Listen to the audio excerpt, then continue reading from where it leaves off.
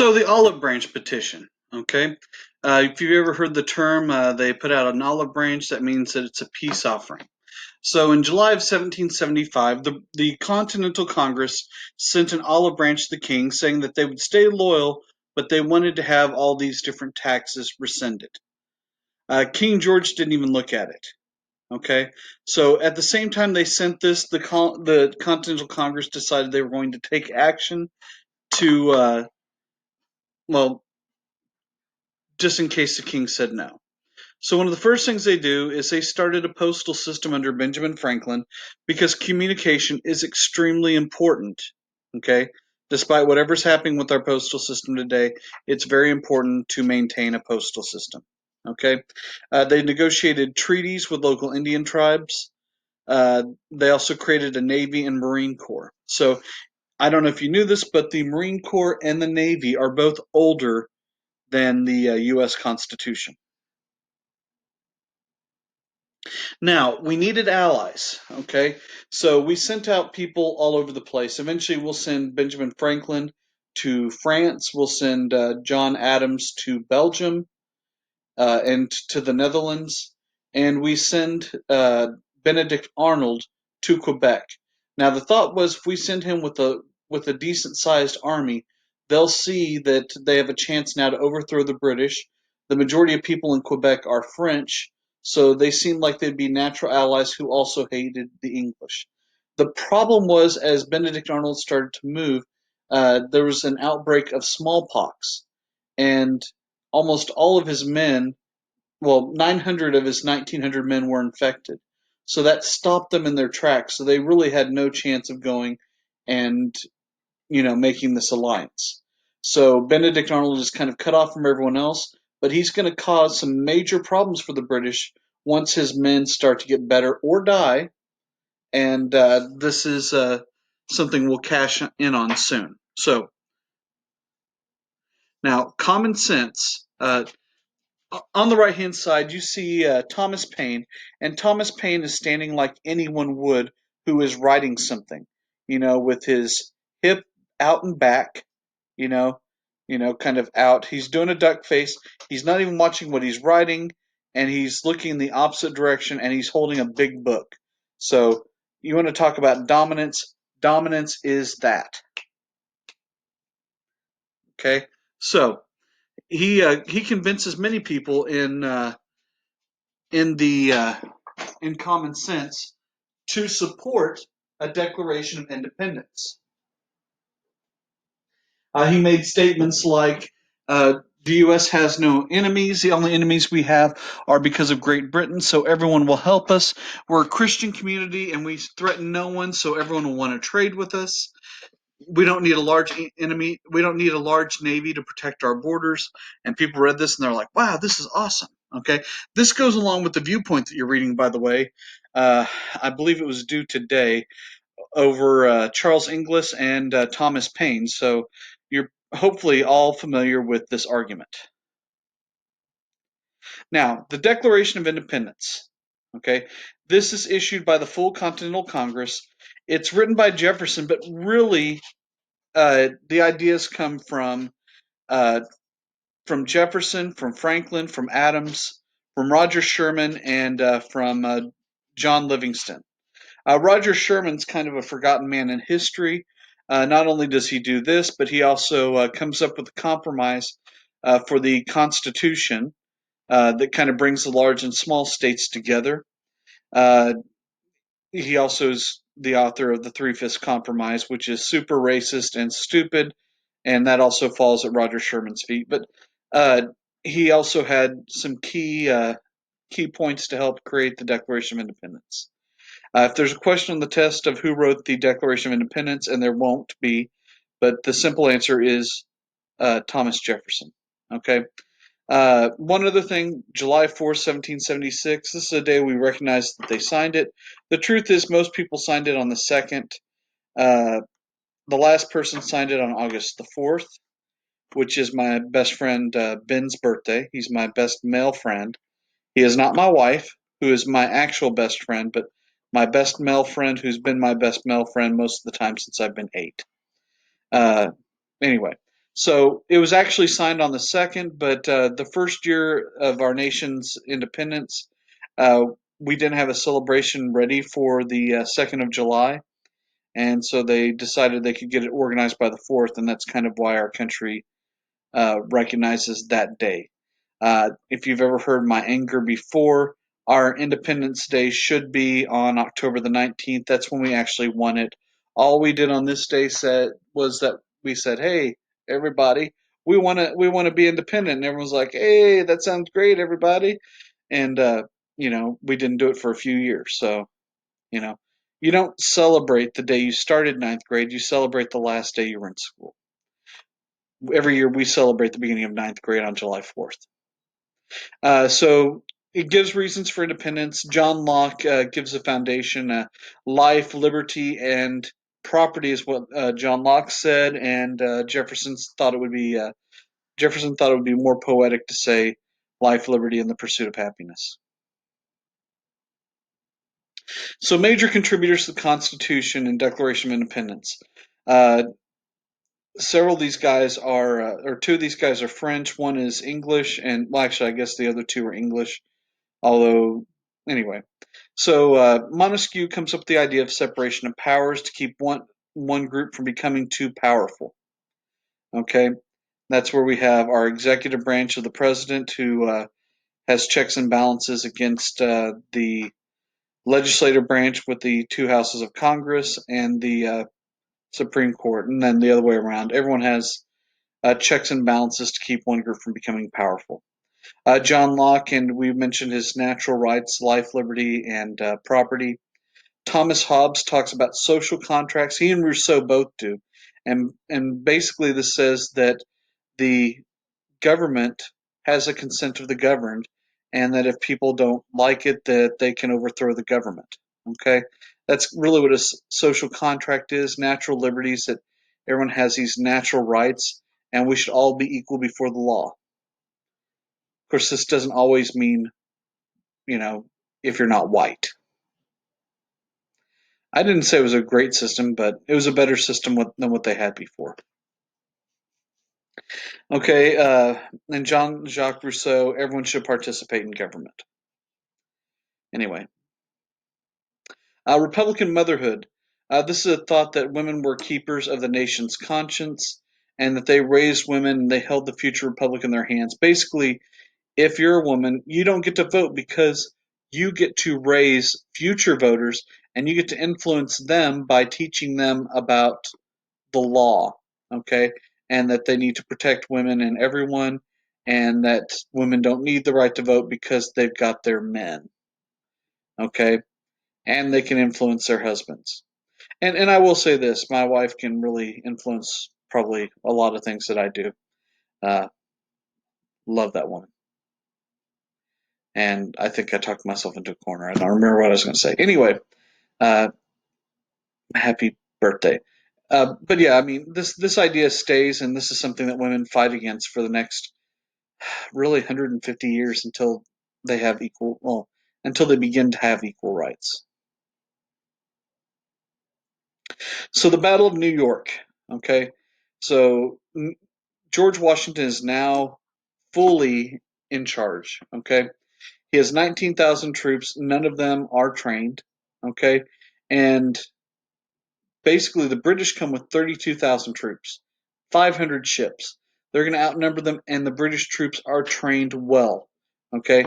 Uh, we'll talk soon about the difference between British troops and American troops. Okay, but they go to confront Washington. They see just how jumbled everything is, how untrained and chaotic the uh, the colonial troops are.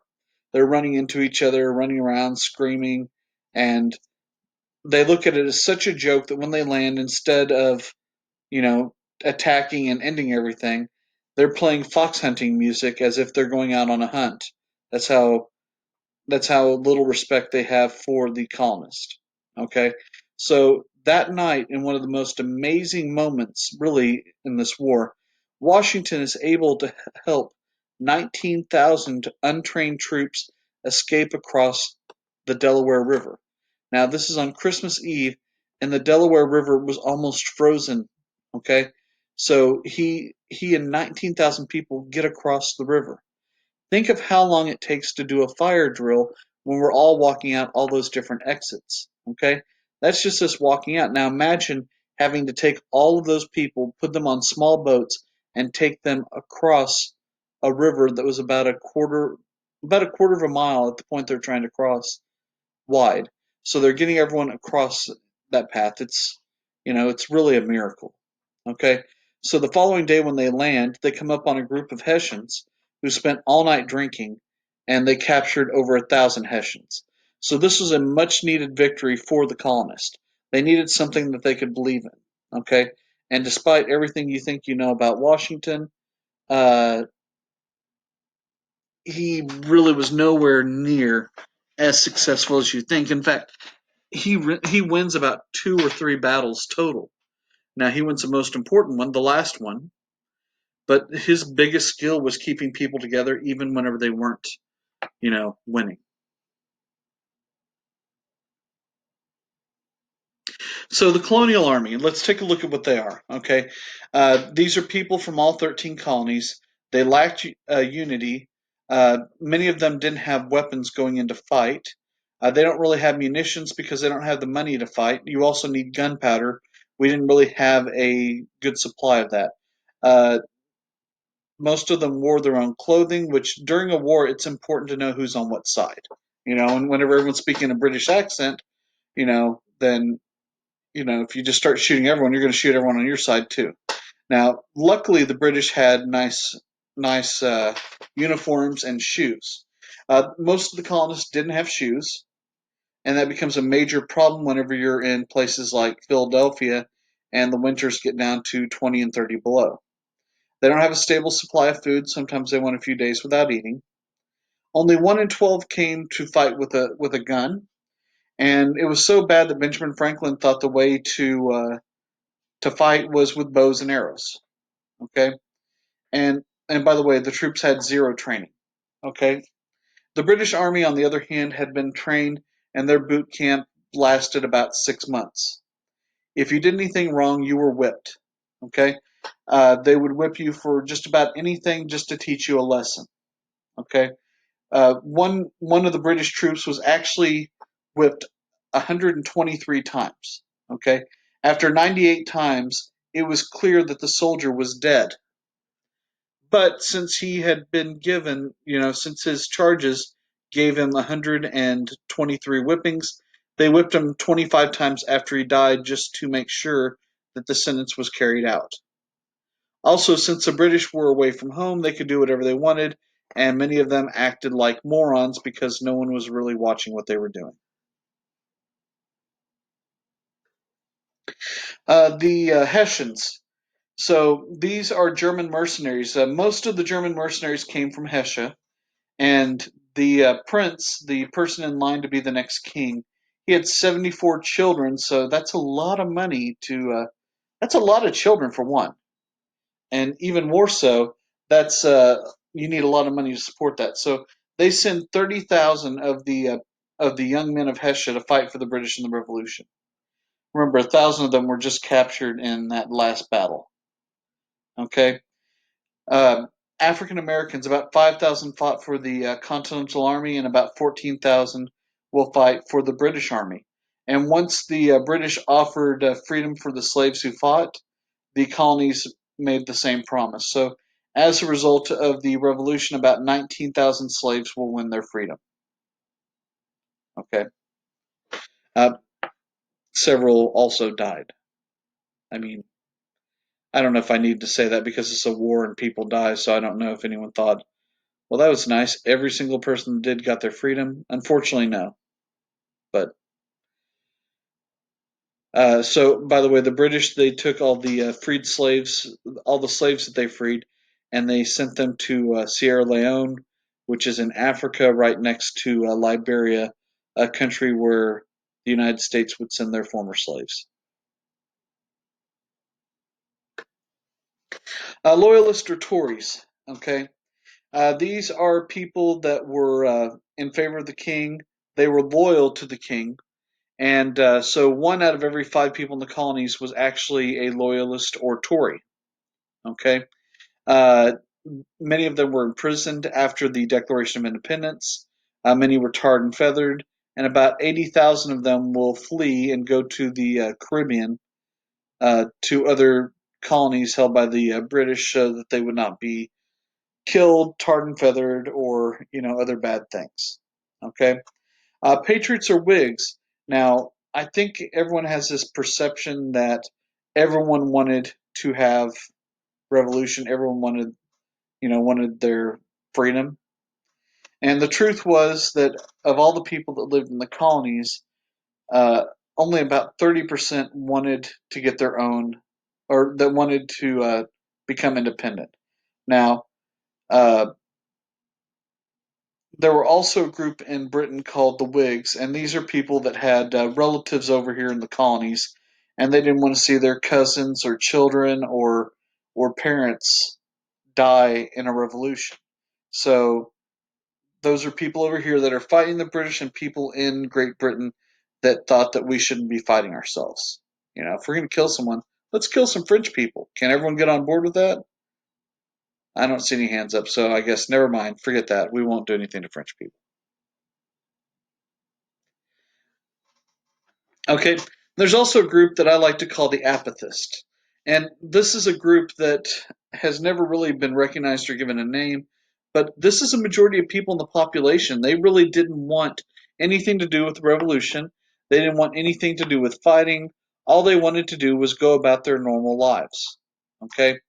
The Patriots would eventually win over almost all of these people. Okay. But during the war, they did not want to fight for either side. They just wanted to, grow their corn, play with their puppies, and I don't know, bake pies. Native Americans, the majority of the Native Americans fought with the British, and they thought that they would keep the colonists from stealing their land. They always saw the colonists as a bad guys, and to be honest, the British and the colonists were both bad guys.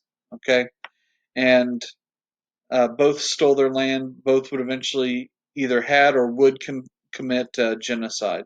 So those are the Native Americans. Okay, and basically, despite whatever promises they were made, nothing was kept, and they were again taken advantage of. And I don't know. I've got nothing positive to say here. Sorry, I'll say that. Okay, so British advantages. Almost all of the advantages are on the British side. They have the most powerful navy in the world.